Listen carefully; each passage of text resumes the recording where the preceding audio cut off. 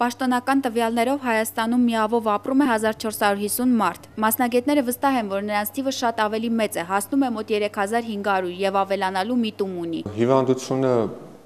վարակվելու պահից բավականին երկար ժամանակ, մինչև 6 տարի, 7 տարի, ինքը որևէ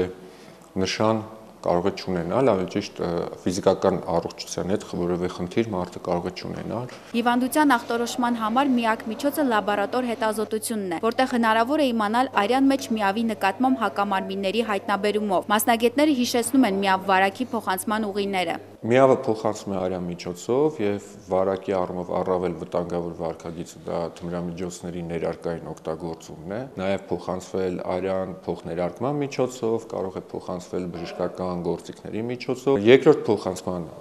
ուղին դա սեռական ճանապարհն է։ Հիվանդությունը նորածիներին կարող է փոխանցվել մորից, հղիության ընթացքում ծննդաբերության ժամանակ կրծքով կերակրելիս։ Սակայն նույնիսկ ամուսնական զույգից մեկի միավ կարգավիճակի դեպքում, եթե պահպանվեն բոլոր ցուցումները, հնարավոր է ունենալ առողջ երեխա։ Անհատը, ով ապրում է միավով արդեն 6 տարի, չցանկացավ խոսել տեսախցիկի առաջ։ Նրա կինը չունի նման կարգավիճակ, սակայն զույգը ցանկանում է երեխա ունենալ։ Միավ կարգավիճակ ունեցող անհատի խոսքերով հասարակությունն այսօր խտրականությամբ է վերաբերվում իրենց։ Այդ իսկ պատճառով նրանք նույնիսկ իրենց ծնողներից են թաքցնում հիվանդ լինելու մասին։ Հոգեբան Անուշ Մինասյանի խոսքերով միավով ապրող մարդիկ հոգեբանական լուրջ խնդիրներ ունեն։ Ինչու մենք ունենք շատ մարդիկ, ովքեր կարգավիճակը չեն բացահայտում, ինչու այսօր եթերում չեն հնչում բաց դեմքերով միավով ապրող